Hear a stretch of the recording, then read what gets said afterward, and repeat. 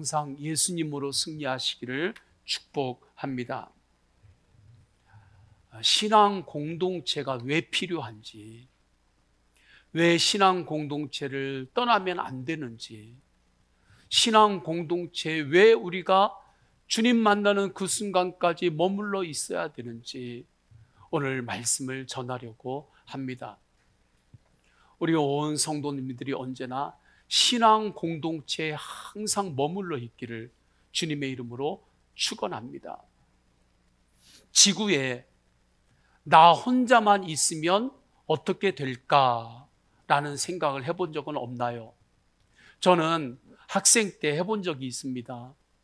나 혼자만 살면 먹고 싶은 것도 가게에 가가지고 다 먹을 수 있고, 자유롭게 편하게 다닐 수 있고 얼마나 좋을까, 그런 생각을 학생 때 했던 적이 있습니다.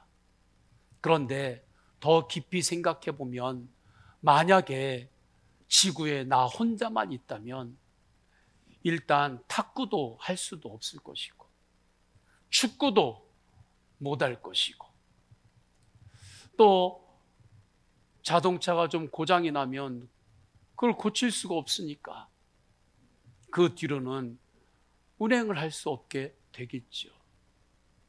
보일러가 겨울에 좀 고장이 났을 때 그걸 내가 어떻게 다 할 수 있습니까? 겨울에 이제 추워서 떨면서 지내야 하는 거죠. 기쁘더라도 그 기쁨을 나눌 사람이 있어야죠. 그러면 정말 그 기쁨이 기쁨일까? 그러한 의문도 생깁니다. 교도소에 있는 분들 중에 큰 형벌 중에 하나를 독방에 감금하는 것이다라고 말합니다. 그게 가장 큰 형벌인 거예요. 교도소 사역을 할 때 독방에 감금되다가 그분들만 다시 잠시 나와서 예배하는 그러한 예배 사역을 한 적이 있습니다. 가면은요, 독방에 있다가 나온 분들이 나와서 서로를 만나는 그 자체만으로 얼마나 좋아하는지 모릅니다. 아주 자제가 안 돼요. 그냥 서로 함께 있는다는 자체만으로. 그래서 한참 시간을 보내야 그 다음에 찬양할 수 있습니다. 예배하기 전부터 은혜 받은 것 같아요. 독방에 있다가 함께 있는 곳에 사람들이 모일 때. 왜 그럴까요? 인간은 본질적으로 공동체로 살아가야 하는 성향이 있기 때문입니다. 인간은 하나님의 형상으로 지음받았습니다. 하나님의 형상은 성부, 성자, 성령, 삼위이신 하나님께서 온전한 연합을 이루시면서 존재하시고 그렇게 역사하십니다. 그렇기 때문에 하나님은 본질적으로 공동체적인 속성이 있으세요. 기독교에서 고백하는 하나님은 그렇기 때문에 삼위일체의 하나님이십니다. 이렇게 공동체적인 속성이 있는 하나님의 형상을 받아 사람이 지음을 받았기 때문에 사람에게는 본질적으로 공동체로서 살아가야 하는 속성이, 성향이 누구에게든지 있는 것입니다. 공동체의 힘은 어디에 있습니까? 연결에 있지요. 이것을 잘 표현해주는 비유를 찾자면 세코이아 혹은 레드우드라고 불리는 미국 삼나무지요. 이 나무는 성장하면 100m 이상으로 자란다고 합니다. 웬만한 빌딩보다도 더 높이 자라는 거예요. 반면에 이 나무의 뿌리의 길이는 1m 정도라고 합니다. 비율이 안 맞지요.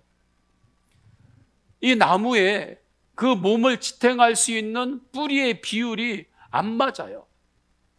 그런데 이 단점을 이 나무가 기발한 방법으로 극복을 합니다. 그것은 이 나무가 군락으로 있는데 밑에 있는 뿌리들끼리 서로 연결되고 서로 묶고 그렇게 하면서 강한 비바람이 와도 이제 비바람에 맞설 수 있고 그 나무가 계속해서 하늘을 향하여 성장할 수 있는 것이죠. 연결의 힘입니다. 이렇게 공동체의 힘은 연결에서 나와요. 이것을 사람들이 의식적으로 알든 무의식적으로 알든 사람은 누구나 다 압니다. 그렇기 때문에 자꾸 공동체를 만들려고 하고 공동체에 속하려고 하는 것입니다. 지연 공동체, 학연 공동체, 요즘은 여러 동호회들이 얼마나 많은지 모릅니다. 그런데 예전에는 이 공동체가 단순했어요. 한 마을에서 태어나서 거기서 자라고 만나면 윗집이나 아랫집 총각 이 정도 이렇게 만나가지고 살다가 그냥 그 마을에 묻히는 거죠. 이렇게 단순한 공동체 안에서 살아갔고 그 안에서 만족을 누리며 살기도 했습니다.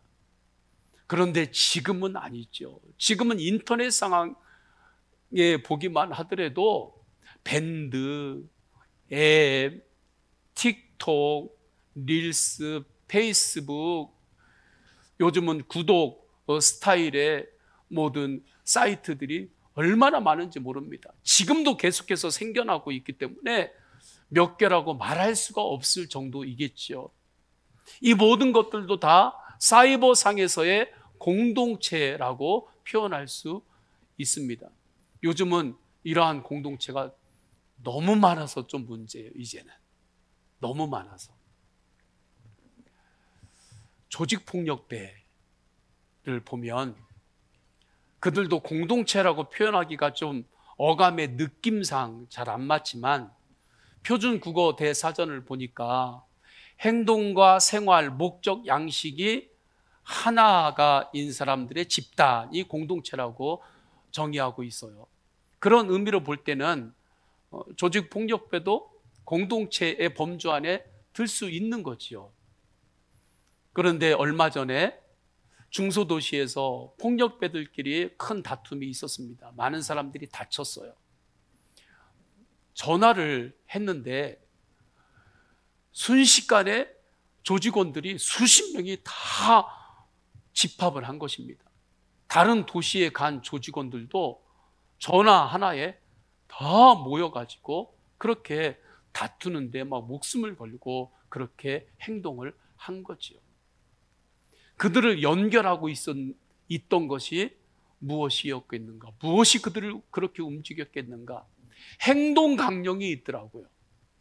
그 행동 강령을 보니까 선배 말에 무조건 복종한다. 선배에게는 90도로 숙여 인사한다. 다른 조직과 싸움이 나면 지지 않고 끝까지 싸운다.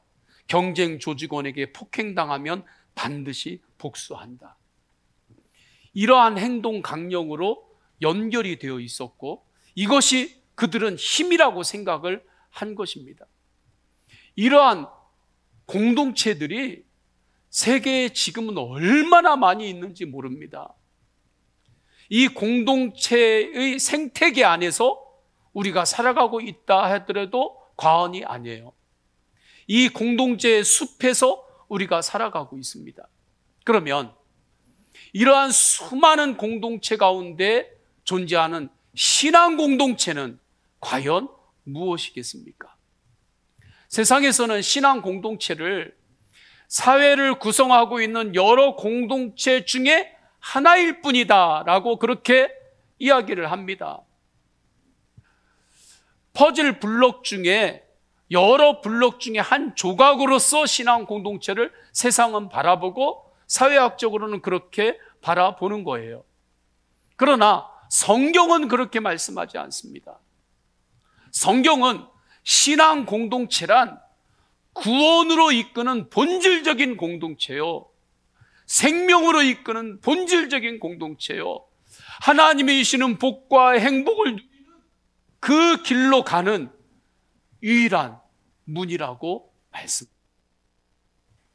하나님께서 이 땅에 세우신 최초의 공동체가 신앙 공동체입니다. 아담과 하와를 통해서 하나님께서 공동체를 세우셨지요. 그 공동체가 물론 가정 공동체라고 말할 수도 있겠지만 영적으로 더 본질적으로 들어가면 그 공동체는 하나님과 항상 동행하고 주님의 뜻 가운데 살아가도록 주님께서 사랑 가운데 세워주신 공동체였던 거예요. 그렇기 때문에 하나님께서 이 땅에 최초로 세우신 공동체는 신앙 공동체인 거죠. 이 공동체로부터 여러 공동체들이 가지를 치면서 나갔는데 그 공동체들 가운데 죄로 인하여 하나님으로부터의 그 연결이 끊어지기 시작하면서 여러 공동체들 가운데 주님과 동행하는 그 은혜를 누리지 않고 하나님을 대적하는 공동체도 있고요, 하나님과 멀어지고 하나님이 주시는 복음 외에 다른 것들을 더 우선순위로 여기고 추구하도록 우리를 설득하는 공동체들, 그렇게 세상에 수없이 일어나게 된 것입니다. 하나님께서 교회 공동체를 세우셨습니다. 죄 가운데 하나님과의 연결이 죄로 끊어진 문 영혼들을 구원하시기 위해서, 살리시기 위해서 주님께서 이 땅에 공동체를 세워주셨는데 그 공동체가 교회지요. 태초에 세워주신 신앙 공동체와 똑같이 교회도 신앙 공동체로 하나님께서 세워주신 것입니다. 우리 서원교회는 다른 공동체가 아닙니다. 신앙 공동체예요. 신앙 공동체. 그러면 구체적으로 신앙 공동체란 어떤 공동체입니까? 왜 반드시 우리는 신앙 공동체에 있어야 합니까? 저는 우리 성도님들이 평생 동안 주님 만나는 그때까지 절대로 신앙 공동체를 떠나지 않기를 주님의 이름으로 축복합니다. 왜 신앙 공동체 안에서 우리가 살아야 합니까? 그 이유 첫째는 하나님의 인도함을 받아야 하기 때문입니다. 세상에서 가장 복 있는 인생은 하나님의 인도함을 받는 인생입니다. 배들이 바다 위에서 많이 떠다닐 때 그 배들 가운데 가장 불쌍한 배는 표류하는 배지요. 나침반에 의해서 분명하게 가야 할 길을 가는 배가, 그 배가 복 있는 인생이죠. 아무리 겉모양이 좋아 보이는 배라 할지라도 바다 위에서 계속해서 표류하고 있는 배라고 한다면 그 배에 올라타라고 할 때 여러분 같으면 그 배에 올라타겠습니까? 저 같으면 안 탑니다. 하나님께 인도함을 받는 인생이, 하나님께 인도함을 받는 그 공동체가 복 있는 인생이요, 복 있는 공동체입니다. 하나님께 인도함을 받으면 놀라운 일이 일어나는데 메마른 곳에서도 만족함을 얻습니다. 메말랐다는 것은 생명을 뜻하는 물이 없다는 거지요. 그러나 하나님의 인도를 받으면 메마른 곳에서도 물이 끊어지지 않는 샘물이 터지는 역사가 일어납니다. 광야에서 그런 역사가 일어났지요. 또 다윗은 목자이신 예수님의 인도를 받게 되면 푸른 초장 실만한 물가로 양이 반드시 인도함을 받는다라고 체험 가운데서 고백을 했습니다. 11절을 보십니다. 11절 다 함께 읽습니다. 시작. 여호와가 너를 항상 인도하여 메마른 곳에서도 내 영혼을 만족하게 하며 내 뼈를 견고하게 하리니 너는 물된 동산 같겠고 물이 끊어지지 아니하는 샘 같을 것이라. 놀라운 일입니다. 이스라엘 백성들이 바벨론 포로로 끌려갔습니다. 포로 생활은 메마른 곳에 이스라엘 백성들이 서게 됐다는 것입니다. 포로 생활이 끝나고 이스라엘로 귀환한다 할지라도 그들이 직면하는 현실은 아직도 메마른 곳이었습니다. 이때 주님께서 말씀하십니다. 지금 네가 서 있는 곳이 메마른 곳이라 할지라도 하나님의 인도함을 받으면 너는 물된 동산 같을 것이고 물이 끊어지지 않은 샘 같을 것이라. 그러한 역사가 일어난다. 이 말씀을 잘 한번 보세요. 다른 성경 구절하고는 조금 다릅니다. 이사야서 43장 19절에는 내가 광야의 길을 사막의 강을 내리라 말씀해요. 하나님께서 역사하실 때 메마른 땅을 기름진 땅으로 바꿔버리는 것도 하나님의 놀라운 역사입니다. 그러니까 우리의 환경이 메말라 있어요. 그러면 그 악조건인 그 환경을 하나님께서 바꿔주시는 것이죠. 그것도 하나님이 주시는 은혜 중에 하나예요. 그런데 오늘 말씀은 하나님께서 조금 다른 은혜를 말씀하십니다. 네가 지금 메마른 곳에 서 있을지라도 하나님의 인도함을 받으면 네가 물된 동산이 될 거야. 네가 물이 끊어지지 않는 샘 같을 것이야 라고 선포하십니다. 이 은혜가 놀라운 은혜예요. 이 은혜에 눈이 열리시기를 축원합니다. 이 은혜를 누리며 사시기를 축원합니다. 이 은혜가 이해가 되고 이 은혜가 눈이 열려야 사도 바울의 인생이 이해가 되고 믿음의 선진들의 인생이 이해가 됩니다. 사도 바울께서는 살았던 시대가 박해의 시대를 사셨습니다. 복음을 전하며 가셨지만 박해를 받았고 감옥에 갇혔어요. 박해받고 감옥에 갇힌 것은 메마른 곳에 서 있는 것입니다. 상황은 그대로였어요. 사도 바울께서 사시는 시대는 계속해서 박해의 시대였기 때문에 갑자기 어제는 박해 있고 오늘은 박해가 없어지고 어제는 어려웠지만 오늘은 모든 것이 만사형통되고 그러한 시대를 살지 않았던 것입니다.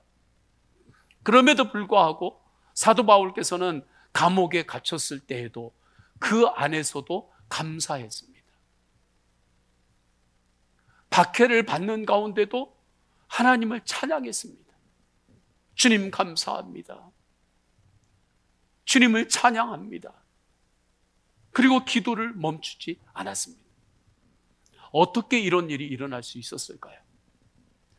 사도 바울께서 그 시대 메마른 곳에 계속해서 서 있었지만 사도 바울 자체가 이미 물된 동산이 되었고 사도 바울 자체가 그 안에서 물이 끊어지지 않는 샘이 터진 것입니다. 그러니까 이제는 메마른 곳에 서든 기름진 곳에 서든 범사에 감사할 수 있는 거지요. 놀라운 은혜는 메마른 곳이라 할지라도 내 안에서 물이 끊어지지 않는 샘이 계속해서 터져서 흐르면 어떻게 됩니까? 그 메마른 곳도 기름진 땅으로 바뀌는 거죠. 그래서 사도 바울께서 가는 곳마다 복음을 전할 때 그곳에서 메마른 땅이었음에도 불구하고 교회가 세워졌고 신앙 공동체들이 세워진 것입니다. 고린도 교회, 빌립보 교회, 그러한 교회들이 다 그렇게 세워진 교회지요. 순교자들이 순교할 때도 하나님을 찬양할 수 있었던 것. 메마른 곳에 서 있었지만 이미 그들 안에서 끊어지지 않는 주님의 은혜의 샘물이 터졌던 것입니다.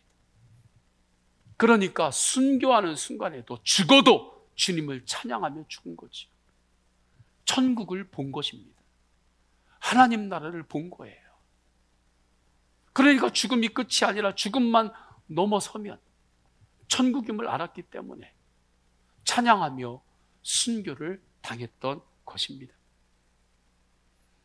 하나님의 인도함을 받을 때 이러한 놀라운 역사가 일어나요.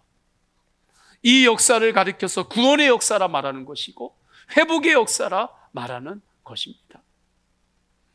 하나님의 인도함을 받으시기를 축원합니다. 하나님의 인도함을 받는 것이 축복입니다. 하나님의 인도함을 받는다는 것은 방향이 살아있다는 거예요. 사람이 방향이 살아있어야 됩니다. 내가 지금 서 있는 곳 그곳이 얼마나 기름지냐 메마르냐 그게 문제가 아니고 그 사람에게 방향이 살아있으면 지금 내가 메마른 곳에 있어도 괜찮습니다. 방향이 죽어 있으면 기름진 곳 위에 내가 지금 서 있다 할지라도 그 사람 위험한 것입니다. 소돔과 고모라 땅을 보십시오. 소돔과 고모라 땅은 기름진 땅이었습니다. 그 위에 도성이 세워진 거예요. 기름진 땅에 서 있는 소돔과 고모라의 백성들이 얼마나 안전했나요? 그렇지 않습니다. 기름진 곳 위에 서 있었지만 그들의 방향이 죽었어요. 방향이 하나님을 향하지 않았습니다. 방향이 죽어 있으니까 결국에 소돔과 고모라 땅이 불로 심판을 받게 되었지요. 오늘의 상황보다 더 중요한 것은 내 영혼의 방향입니다. 할렐루야. 오늘의 상황만 바라보고 있지 마세요. 내 영혼의 방향이 주님을 향하고 있는지 그것을 진지하게 점검하고 눈을 들어 시선을 주님을 바라보시기를 축원합니다. 아무리 어려워도 시선은 돌릴 수 있잖아요. 할렐루야. 아무리 힘들어도 시선은 돌릴 수 있잖아요.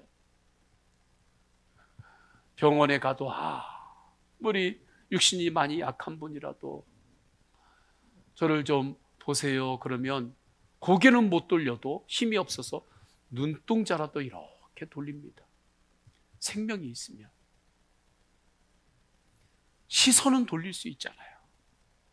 주님께.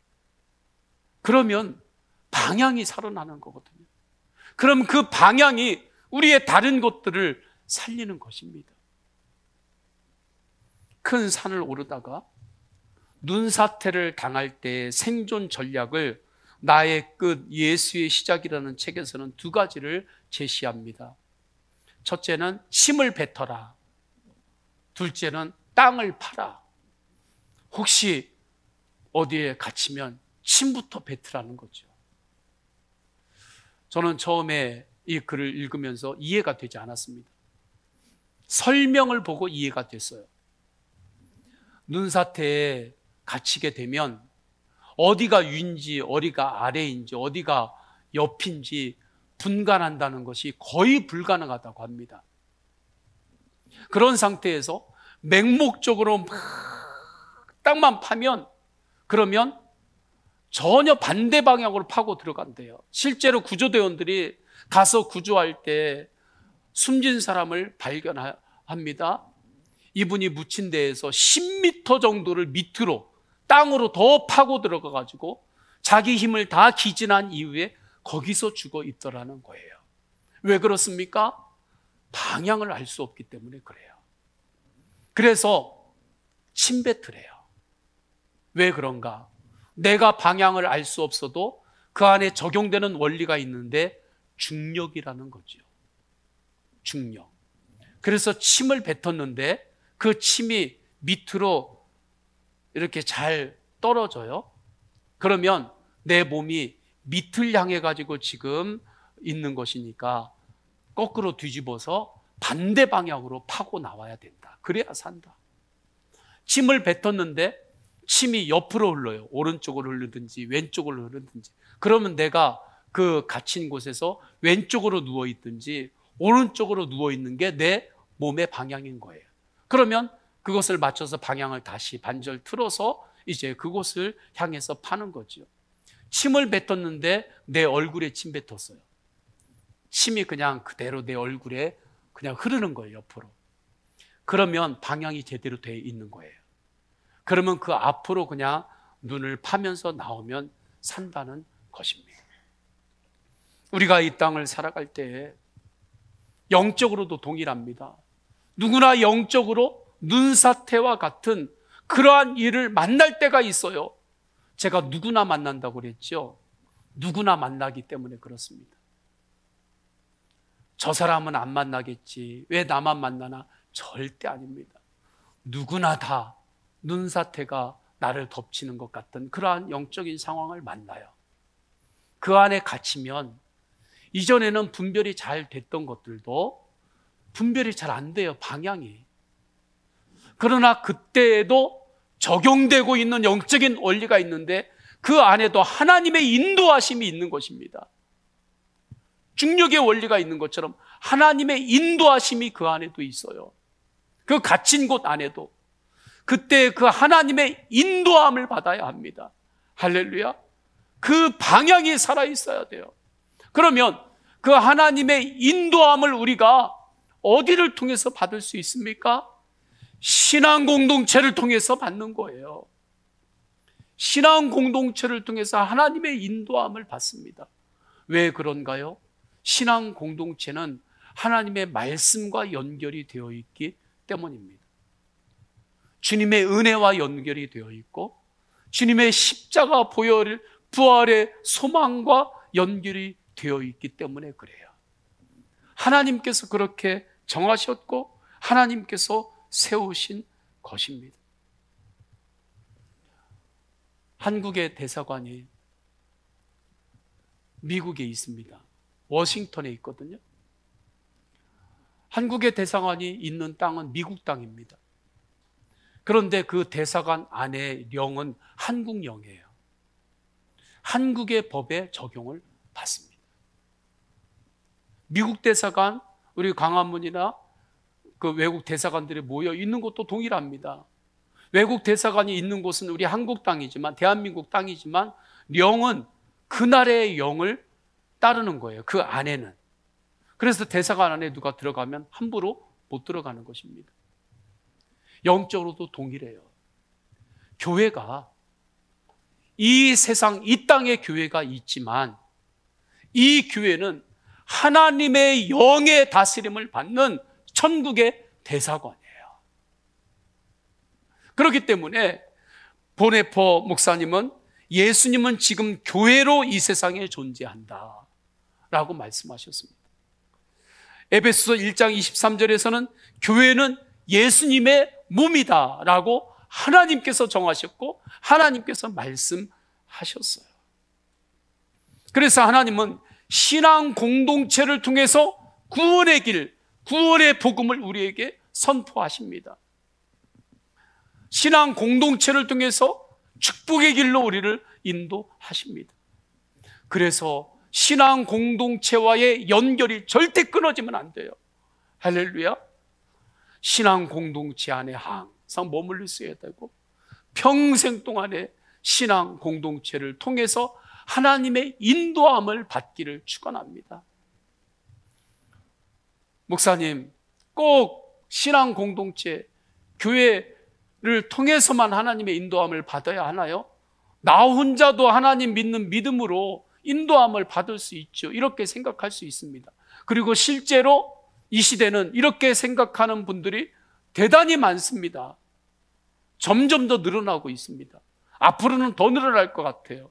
이 포스트 모던 이 시대에 어느 목사님에게 한 교인이 와서 이렇게 질문을 했습니다. 목사님, 저 이제 교회 안 다니고 저 혼자 하나님 잘 믿고 그렇게 살겠습니다. 저 하나님 언제든지 하나님을 저 믿습니다. 목사님이 아무 말씀 안 하시더니 그곳에 석탄 난로가 있었다고 합니다. 그 석탄 난로에 있는 석탄 하나를 이렇게 집어가지고 밖으로 꺼내서 놓으시죠. 그러니까 조금 지나니까 그 밖으로 나온 석탄이 다 식어버리고 불이 다 꺼지죠.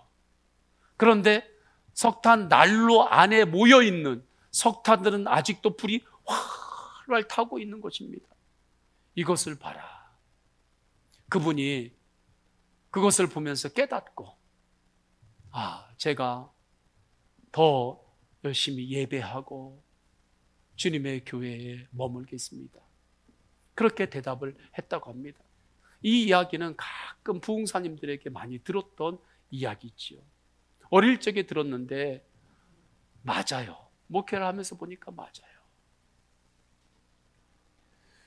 그래서 한경직 목사님은 아무리 잘 타는 장작불도 하나하나 헤쳐놓으면 불이 꺼지듯 교회도 성도들이 모여서 기도하고 찬송해야 힘이 생긴다라고 말했습니다. 교회는 자꾸 성도들이 모여서 하나님을 찬양해야 돼요. 신앙 공동체 안에 성도는 있어야 합니다. 신앙 공동체로 잘 모이시기를 축복합니다. 왜냐하면 영적으로는 성경에 보면 우는 사자와 같이 마귀가 두루다니면서 삼킬 자를 찾는다고 했습니다. 개인이 혼자서 신앙생활을 하려고 하면 양이 무리와 떨어졌을 때 늑대와 사자의 공격을 받는 형세가 언젠가는 나오게 되는 거예요. 목자가 있고 또 공동체, 신앙 공동체 안에 있을 때 그것이 나를 지켜주는 것입니다. 두 번째, 왜 우리는 반드시 신앙 공동체에 있어야 하는가? 왜 신앙 공동체를 떠나면 안 되는가? 신앙 공동체와 우리가 연결이 되어 있는데 그 연결을 왜 끊으면 안 되는가? 그 이유는 하나님께 예배드려야 하기 때문입니다. 하나님께 인도함을 받으려면 반드시 하나님께 예배를 드려야 합니다. 예배함으로 성도는 하나님의 인도하심을 받습니다. 신앙 공동체의 심장은 예배입니다. 시대가 복잡해지고 어려워질수록 더 예배해야 합니다. 살아서 예배하는 것이 아니라 예배해야 삽니다. 살아서 예배하는 것, 이 차원이 아니라 예배해야 사는 거예요. 예배해야. 물에 빠진 사람을 건졌을 때 가장 먼저 하는 것이 무엇입니까? 심폐소생술이지요. 물에 빠졌다가 나온 사람이 손가락이 좀 불편하다고 해서 그때 물리치료하고 있지는 않습니다. 내가 소화가 잘 안 되는 것 같다고 해서 물에 빠져가 나온 사람 소화제 어디 있냐고 소화제 찾아가지고 소화제 먹이고 그러고 있지 않습니다. 먼저 하는 것은 심폐소생술부터 하는 거죠. 심장이 중요하기 때문에 그렇습니다. 신앙 공동체의 심장은 예배입니다. 예배예요. 이스라엘 백성들이 공동체였는데 그들의 심장이 잘 뛰지 않았습니다. 예배가 무너졌던 거예요. 우상을 섬기기 시작했고요. 하나님을 따르지 않았고 하나님께 제사 드리는 것이 다 썩은 거, 그냥 버리기 아까운 거, 그런 것들을 모아다가 하나님이 무슨 쓰레기통도 아니고 그거 가지고 하나님께 제사 드린다고 모양만 내고 예배가 다 무너지고 있었어요. 예배가 무너지니까 그 나라가 무너졌습니다. 모든 공동체들이 하나씩 하나씩 모래성에 바닷물이 들어올 때 물이 닿는 곳마다 무너지는 것처럼 그렇게 이스라엘 나라가 전체가 무너졌어요. 그렇게 해서 바벨론으로 포로로 끌려간 것입니다. 이제 하나님께서 너희를 그 포로 생활하는 것을 이제는 내가 끊어내고 하나님의 백성으로 회복시킬 터인데 너희를 축복할 터인데 너희가 먼저 회복해야 될 것 하나가 있는데 예배다. 예배. 너희가 영적으로 물에 빠진 자와 같았으니 이제 영적 심폐소생술 예배. 예배를 회복해야 된다. 예배 드려야 된다. 주님께서 이사야 선지자를 통하여 말씀하십니다. 예배 드려야 돼요. 이것을 오늘 말씀에서는 이렇게 표현을 합니다. 13절 중반에 안식일을 일컬어 즐거운 날이라 여호와의 성의를 존귀한 날이라 하여 이를 존귀하게 여기고 예배를 존귀하게 여기시기를 축원합니다. 예배 오시기 전에 거울도 한 번 더 보고 마음도 한 번 다시 점검하고 예배를 존귀하게 여기세요. 교회를 소중히 여기세요. 세상에 어떤 공동체가 하나님을 예배하기 위해 모이겠습니까? 어떤 공동체가 예배하는 목적을 가지고 있겠습니까? 세상의 수많은 공동체 가운데서 우리가 살아가지만 그 공동체의 생태계 안에서 우리가 살 수밖에 없지만 그 많은 공동체 가운데서 하나님을 예배하기 위해 모이는 공동체는 신앙 공동체 말고는 없어요. 예배를 통해서 죄인인 인간이 거룩하신 하나님과 연결됩니다. 은혜로, 은혜의 줄로. 넘어졌어도 주님께서 은혜의 줄로 우리를 붙잡고 계셔요. 그것을 예배할 때 알게 됩니다. 신앙 공동체는 예배를 통해서 하나님과 연결되어 있어요. 그래서 하나님께 신앙 공동체로 모여 주님을 예배하는 거지요.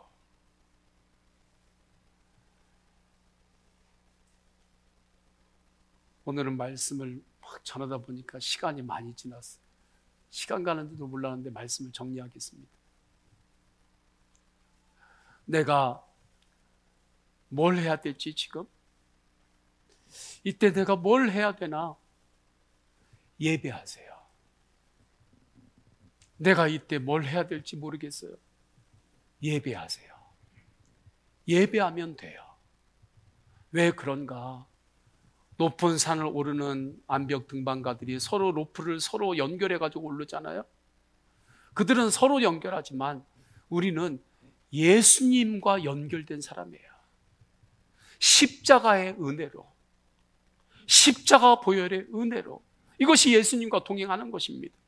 그렇기 때문에 우리가 오르다가 내가 발을 헛디뎌 가지고 떨어지더라도 완전히 추락하지 않아요. 우리와 연결된 그 은혜, 십자가 보혈의 그 줄을 예수님께서 풀지 않고 붙잡고 계시고 우리를 잡고 견뎌주시고, 그리고 우리가 발을 다시 딛고 오를 수 있도록 주님께서 우리의 약함을 다 그 줄을 붙잡고 담당하시기 때문입니다.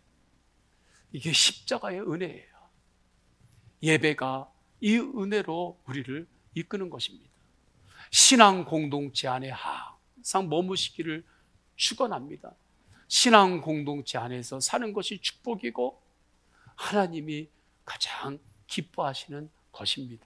우리 다 함께 찬양하십니다.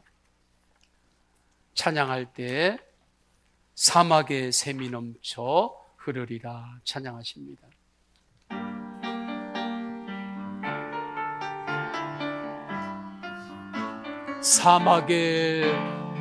사막에 샘이 넘쳐 흐르리라. 사막에 서 있는 곳이 메마른 곳이라도 방향이 살아있으면 사는 거예요. 사막에 꽃동산들이 사자들이 어린 양과 뛰놀고 어린이들 함께 뒹구는 참사랑과 기쁨의 그 나라가 이제 속히 사막에 숲이 우거지리라. 사막에 숲이 우거지리라. 사막에 예쁜 새들 노래하리라. 주님이 다스리는 그 나라가 되면은 사막이 낙원되리라. 독사굴에 어린이가 손 넣고 장난쳐도 물지 않는 참사랑과 기쁨의 그 나라가 이제 속히 오리라. 아멘. 우리 다 함께 합심으로 기도합니다. 신앙 공동체에 속하게 하심 감사합니다. 나는 발을 헛디뎌도 주님께서 십자가 보혈의 그 줄을 붙잡고 계시면서 놓지 않고 계십니다. 주님 감사합니다. 주님의 인도하심을 받겠습니다. 평생 하나님을 예배하는 예배자의 삶을 살겠습니다. 메마른 곳에서도 물이 끊어지지 않는 샘으로 인도하소서. 우리 다 함께 통성으로 기도하십니다. 할렐루야. 하나님 아버지, 주님께서 인도하여 주셨소. 신앙 공동체에 속하게 하심 감사합니다. 예수님과의 동행의 은혜로 인도하심 감사합니다. 내가 오르다 발을 헛디뎌 떨어질 때가 있으나 주님께서 주님의 몸에 십자가의 보혈로 연결하신 그 은혜의 밧줄, 은혜의 줄을 놓지 않고 붙잡고 견뎌주시고 우리의 그 떨어지고 추락하는 그 약함을 주님께서 십자가에서 이미 담당하셔서 다시 오르도록 인도하시는 주님, 그 은혜에 감사합니다. 그 은혜로 주님, 제가 여기까지 올 수 있었습니다. 앞으로도 그 주님의 은혜가 나를 인도함을 믿사옵나니 평생을 주님의 인도함을 받겠습니다. 주님을 예배하겠습니다. 메마른 곳에서도 물이 끊어지지 않는 샘으로 살게 하소서. 이 은혜를 이미 주셨으니 주님 감사합니다. 주님 감사합니다. 예수 그리스도의 이름으로 기도드립니다. 아멘. 우리 다 함께 일어나셔서 결단의 찬양 하십니다.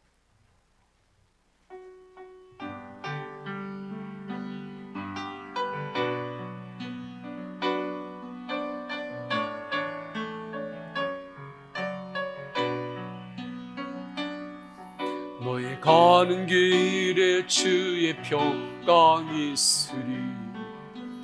평강의 왕 함께 가시리. 너의 걸음 주 인도하시리. 주의 강한 손너리 끝이 너의 가는 길에 주의 축복이 있으리.